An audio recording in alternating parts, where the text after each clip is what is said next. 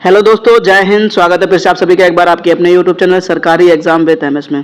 दोस्तों, आज का वीडियो आप लोगों के लिए बहुत ही ज़्यादा इंपॉर्टेंट होने वाला है, क्योंकि हम लोग बातचीत कर रहे हैं विज्ञान के टॉप 5000 प्लस क्वेश्चंस के बारे में। ठीक, यानी कि जनरल साइंस के 5000 प्लस क्वेश्चंस के बारे में हम लोग बातचीत कर रहे हैं। ठीक, फिलहाल आज है हमारे पास में इस सीरीज का पार्ट नंबर 6।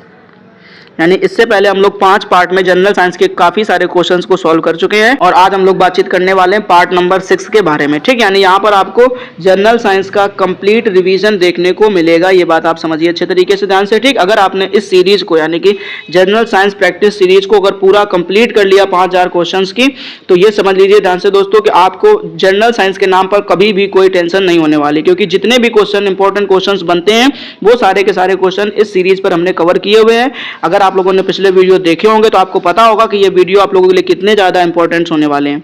तो प्लीज आप लोग वीडियो को एंड तक देखिएगा और सभी क्वेश्चंस को अच्छे से याद रखने की कोशिश कीजिएगा दोस्तों। ठीक है, चलिए हम लोग सेशन को शुरू करते हैं बिना समय को बर्बाद किए हुए। ध्यान से पढ़िए दोस्तों, आज का जो पहला क्वेश्चन है वो कह रहा है Na है। क्या कह रहा है? Na है। तो ध्यान रखिए दोस्तों, न्यूक्लिक अम्ल का एक वर्ग, यानी जो Na है वो न्यूक्लिक अम्ल का एक वर्ग है। ठीक, उसके बाद कह रहा है दोस्तों पीयूष ग्रंथि अवस्थित है, यानी जो पीयूष ग्रंथि है वो अवस्थित है। तो दोस्तों ध्यान रखिएगा मस्तिष्क में, यानी जो पीयूष ग्रंथि है वो मस्तिष्क में अवस्थित है। कह रहा है डिप्थेरिया बीमारी प्रभावित करती है। डिप्थीरिया जो बीमारी होती है वो प्रभावित करती है। तो दोस्तों ध्यान रखिएगा गले को, किसको प्रभावित करती है? गले को प्रभावित करती है। ठीक, उसके बाद कह रहा है टेलीविजन के आविष्कारक हैं। टेलीविजन के आविष्कारक हैं तो दोस्तों याद रखिएगा J.L. बेयर्ड। क्या नाम है? J.L. बेयर्ड नाम है। ये बात आपको अच्छे से ध्यान रखनी है। उसके बाद कह रहा है गतिज ऊर्जा का व्यंजक है। गतिज ऊर्जा का व्यंजक है दोस्तों। गतिज ऊर्जा का फॉर्मूला आपको याद रखना है कि K बराबर क्या होता है? Half mv²। ठीक, ये बात आपको ध्यान रखनी है दोस्तों। कह रहा प्रतिध्वनि किस कारण सुनी जाती है? यानी जो प्रतिध्वनि है वो किस कारण सुनी जाती है? तो दोस्तों ध्यान रखना ध्वनि तरंगों के परावर्तन के कारण। यानी जो प्रतिध्वनि है वो ध्वनि तरंगों के परावर्तन के कारण सुनाई देती है। ठीक, उसके बाद कह रहा पानी से भरे एक बर्तन में एक बर्फ का टुकड़ा तैर रहा है। दोस्तों बहुत बार ये क्वेश्चन पूछा जा चुका है, अच्छे से ध्यान रखिएगा। कह रहा पानी से भरे एक बर्तन में बर्फ का एक टुकड़ा तैर रहा है, पूरी बर्फ को पिघलने पर बर्फ का जल स्तर पर क्या प्रभाव पड़ेगा? तो दोस्तों ध्यान रखिएगा अपरिवर्तित रहेगा। ठीक, यानी कहने का मतलब क्या है कि एक गिलास है आपके पास में, ठीक, और उस एक गिलास में आपको क्या दिया गया है? एक बर्फ का टुकड़ा तैर रहा है। यहाँ पर क्या तैर रहा है? एक बर्फ का टुकड़ा तैर रहा है। ठीक, और जब वो बर्फ का टुकड़ा पूरी तरीके से पिघल जाएगा या घुल जाएगा तो फिर आपको यहाँ पर बताना है कि क्या इस तल का जो स्तर है, यानी जो पानी का जो स्तर है वो बढ़ेगा या घटेगा। ठीक, तो दोस्तों आपको याद रखना है इसमें कोई फर्क नहीं पड़ने वाला, ना वो बढ़ता है ना वो घटता है। ठीक, हमेशा याद रखिए दोस्तों अपरिवर्तित ही रहेगा। ठीक, उसके बाद देखिए नेक्स्ट क्वेश्चन में कह रहा है क्या? दो समांतर दर्पण के बीच एक धातु के गोले को रखा जाता है, इससे बने प्रतिबिंबों की संख्या कितनी होगी? ठीक, समांतर दर्पण में अगर आप रखेंगे दोस्तों तो इसमें अनंत बनते हैं। ठीक, यानी इसकी असंख्य होगी, यानी जो प्रतिबिंबों की संख्या होगी वो असंख्य हो जाएगी। ठीक, करा सरल यांत्रिकी लाभ वाले लीवर में होता है। सरल यांत्रिकी लाभ वाले लीवर में होता है तो दोस्तों याद रखिएगा प्रयास व फलक्रम के बीच भार, प्रयास व फल क्रम के बीच में भार होता है। कह रहा एक पिन समतल दर्पण में प्रतिबिंब बनाती है। एक पिन समतल दर्पण में प्रतिबिंब बनाती है यदि वह दर्पण की पिन की तरफ 10 सेंटीमीटर खिसक जाए। यदि वह दर्पण पिन की तरफ 10 सेंटीमीटर खिसक जाए तो उसका प्रतिबिंब कितनी दूर खिसक जाएगा? तो दोस्तों ध्यान रखिएगा 10 सेंटीमीटर ही खिसकेगा। उसके बाद कह रहा जब लिफ्ट ऊपर की ओर जाती है, जब लिफ्ट ऊपर की ओर जाती है तो आदमी का भार वास्तविक भार से कम होता है, क्योंकि यानी जब लिफ्ट ऊपर की तरफ जाती है तो जो इंसान का वास्तविक भार होता है उससे कम होता है। तो क्यों होता है? तो दोस्तों जानेंगे उसकी चाल ऊपर की ओर समरूप होती है। क्या हो रहा है? उसकी चाल ऊपर की ओर समरूप होती है। क्या कौन से रंग की तरंग दैर्घ्य सबसे अधिक होती है? तो दोस्तों ध्यान रखिएगा लाल रंग की तरंग दैर्घ्य जो है वो सबसे ज्यादा होती है। ठीक, उसके बाद कह रहा है वायुमंडलीय परत। क्या कह रहा है? वायुमंडलीय परत जो बेतार संचार हेतु है, जो बेतार संचार हेतु है। तो दोस्तों ध्यान रखिएगा आयनोस्फीयर। क्या नाम है? आयनोस्फीयर है। ठीक, उसके बाद देखते हैं हम लोग दोस्तों नेक्स्ट क्वेश्चन। नेक्स्ट क्वेश्चन को दोस्तों ध्यान से पढ़िएगा। कह रहा है क्या कि ठोस की शुद्धता निर्धारित की जाती है। ठोस की शुद्धता निर्धारित की जाती है दोस्तों जानना उसके गलनांक बिंदु के द्वारा। क्या कह रहा? गलनांक बिंदु के द्वारा। कह रहा अशुद्धि रहने पर गलनांक कम हो जाता है, यानी गलनांक मापा जाता है। अगर गलनांक अच्छा है तो फिर वो ठोस की शुद्धता भी बहुत ज्यादा अच्छी मानी जाती है। उसके बाद कह रहा है कीड़ों के बारे में अध्ययन करने को कहते हैं, यानी कीड़ों के बारे में अध्ययन को कहते हैं। तो ध्यान रखना दोस्तों एंटोमोलॉजी। क्या कहा जाता है? एंटोमोलॉजी कहा जाता है। उसके बाद कह रहा है खून के बहने से रोकने में कौन सा विटामिन भाग लेता है? यानी खून का जो बहना है उसको रोकने के लिए, यानी खून का थक्का जमाने के लिए कौन सी विटामिन काम में आती है? तो ध्यान रखना दोस्तों विटामिन के। उसके बाद कह रहा है ध्वनि की तीव्रता मापने के लिए कौन सा यंत्र प्रयुक्त होता है? तो ध्वनि की तीव्रता मापने के लिए हम लोग ऑडियोमीटर का यूज करते हैं।